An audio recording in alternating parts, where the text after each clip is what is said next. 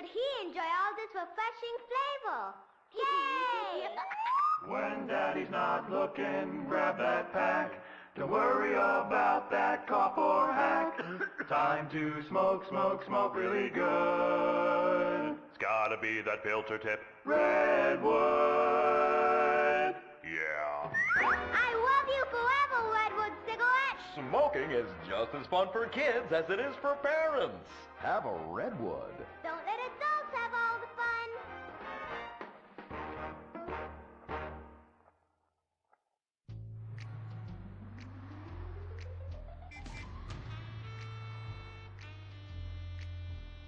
Halt!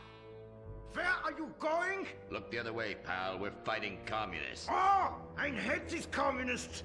They killed my father in Stalingrad. Look in the writer's room. I hear the filthy socialists often meet there. Oh, Gordon, I'm scared! Shut up, you'll blow our cover. Oh, I'm sorry, Gordon. Estrogen makes me weak-minded. Let's not waste time. We haven't got a moment to lose on dull exposition or silly plot points. I want to go straight to the boss of this place. Vinewood is full of harlots and charlatans and socialist scum, and I want to know who is pulling the strings.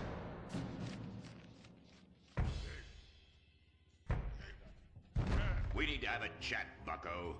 You've been overdoing the firewater again, huh? We can't afford to pay your kind for movie work. We're losing money. This is advertising money. I'm no sitting bull, big chief pile of cash. I'm Gordon Moorhead, crime fighter, and I'm hunting commies, see? Ha! I knew it. Those aren't mine. They belong to the maintenance man. A likely story, blaming the honest poor.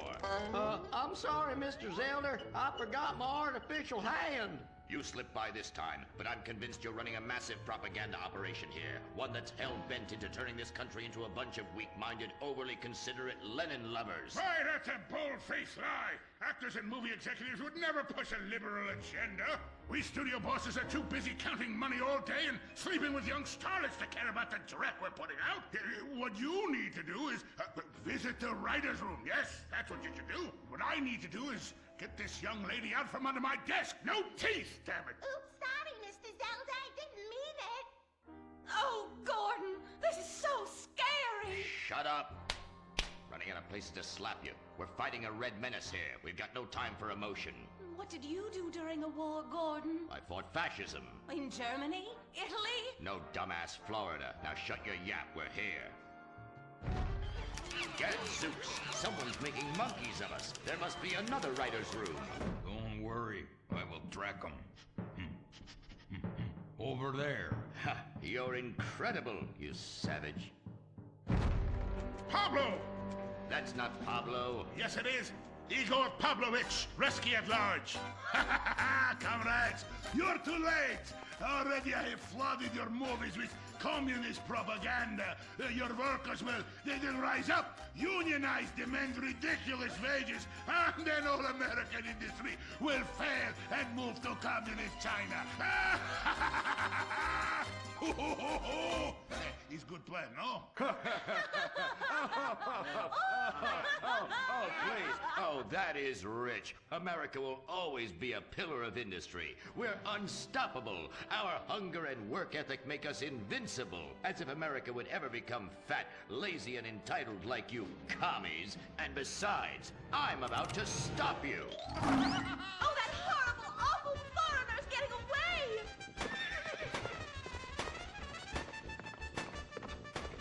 Get him, Gordon! No, bye-bye, comrades.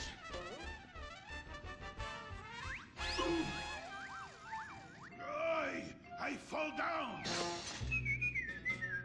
Pablo! Hola, Senor Moorhead. Hola, Miss Malmsteen. Oh, Pablo, where have you been? I stopped for siesta to have burrito. Such a cunning people. They nap half the day and mix the same 4 ingredients and give it 20 different names. Oh, can I get a chimichanga? Gordon, I bring you a present. But Pablo, Friendly's no longer a sponsor of this show. Sí, but this is old script, muy viejo. Well, in that case, give me a Redwood, buy me a starter home, and stand the hell back. These people are about to be put on the cutting room floor. Boom! Aye. I guess weeding out trouble never goes out of style. How, muchacho? And I guess I would like a redwood. Join us next time for more adventures with Gordon, Molly, and the gang as they protect America's atomic secrets by setting some off. Only on Moorhead Rides Again!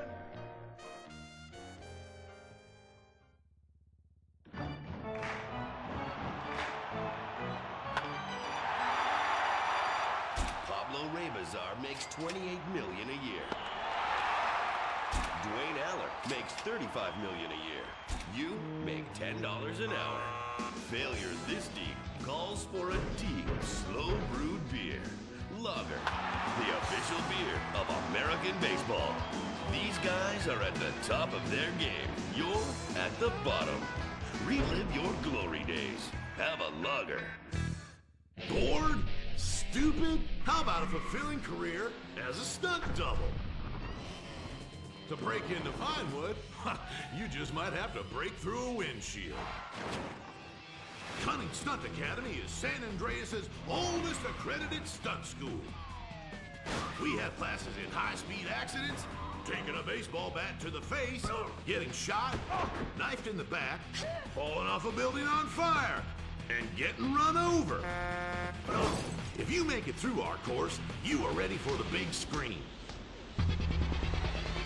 Make dull and vain famous people look cool by dressing up as them and risking your life and future health. Then have your face digitally removed on a green screen. The Cunning Stunt Academy trains women too. Ooh. Have a nice rack? Vinewood needs stunt tits to show when an A-list celebrity is too bashful or has pancake nipples. The Cunning Stunt Academy. Fame. It's worth any price. What happens when man's best friend becomes dinner? Dude Eat Dog, the reality cooking show that will have you looking at Fido in whole new, delicious ways. It's Bow Wow Chow, Dude Eat Dog on CNT.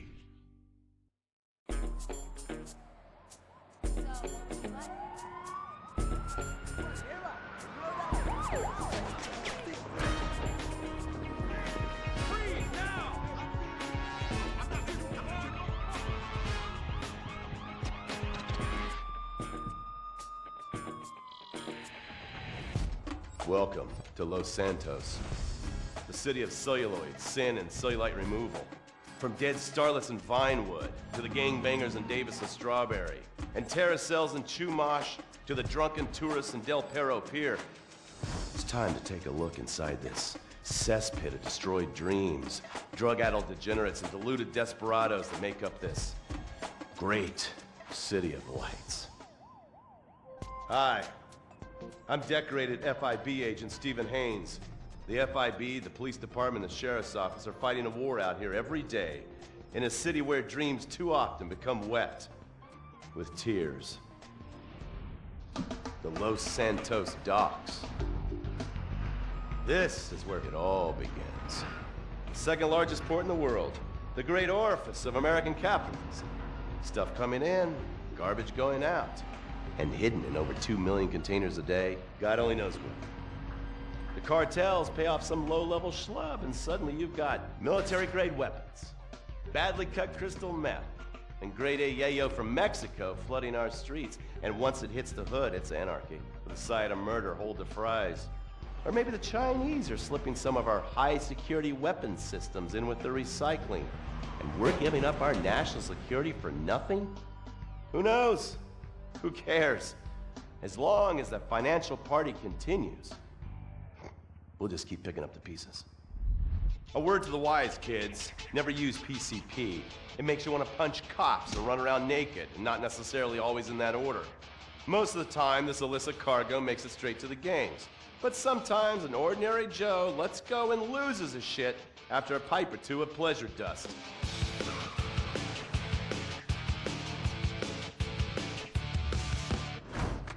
The Vagos, bloodthirsty Chicanos with a predilection for pain, papaya juice, and spicy plantains. They're one of the largest Mexican street gangs in the city, with rumored connections to several major mafias. While half the battle out here is fought with guns, the other half is with informants. Sometimes you need to become the bad guys to bust the bad guys. All right, guys, let's go. When the Ballas and the families aren't shooting each other, they're selling the dope that the junkies are shooting into their veins. The families love sports almost as much as they love banging. Flashy, arrogant, competitive, and aggressive, they are lifelong bitter enemies of the Ballas. Wearing the colors of the feud or the Corkers, the families call themselves Gang Green. Of course, like all families, they love a good squabble. Subdivided into sets, such as the Chamberlain Gangsters or the Carson Avenue set, it turns out the families love shooting each other almost as much as they love shooting Ballas. Now, the LSPD have had many run-ins with various family sets over the years. With the Ballas, the FIB take a more community outreach approach. Hey guys, stay out of trouble now. Suck my Steve Haynes. Now the Ballas fly the colors of the Los Santos Panic, or the Boers, purple, because they are the bruise on the face of this city. While some thugs obviously prefer 4 wheels, other desperados prefer 2. Leather, exhaust, and drugs. No, this isn't an exotic S&M party. These are one of the nation's toughest outlaw motorcycle gangs, the Lost. Rumors are they get a new tattoo for every person they stab. And it's definitely okay for your motorcycle mama to show her breast to your friends. The FIB has been tracking the Lost for years. We've jumped from coast to coast and have spent more time in the Midwest than a tornado spotter. When they're not running meth, they're smoking it. Or so I hear, a dangerous new drug on the streets called toilet cleaner.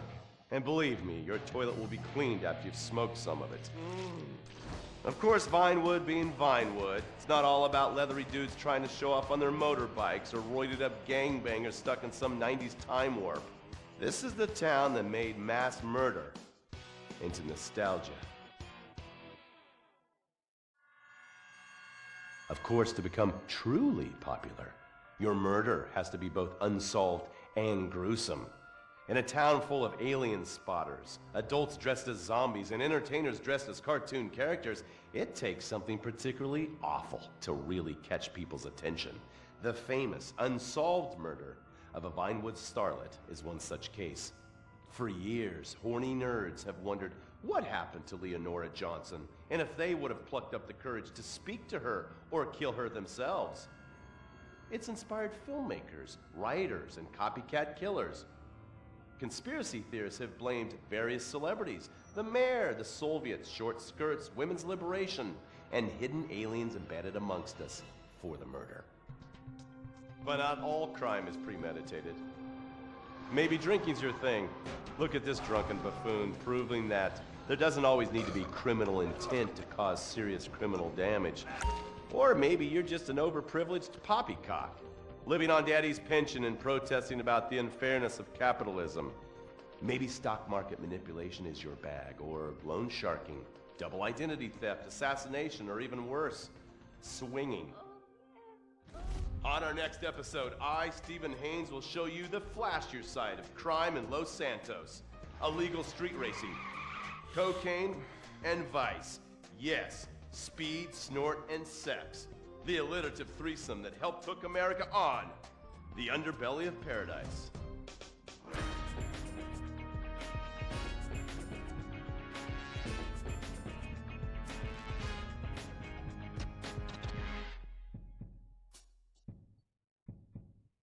In times like these, it's important to remember the good things. Sure, the economy may be a little rough, and we may be shuttering schools, hospitals, and libraries to pay union pensions. But San Andreas is still the place where dreams are made. This is where counterculture began and then morphed into a nanny state. A place that preaches environmental stewardship but has a terrible public transit system and the worst air in the world. Experience more of San Andreas, the suburban sprawl, no sense of community, and no building more than 30 years old.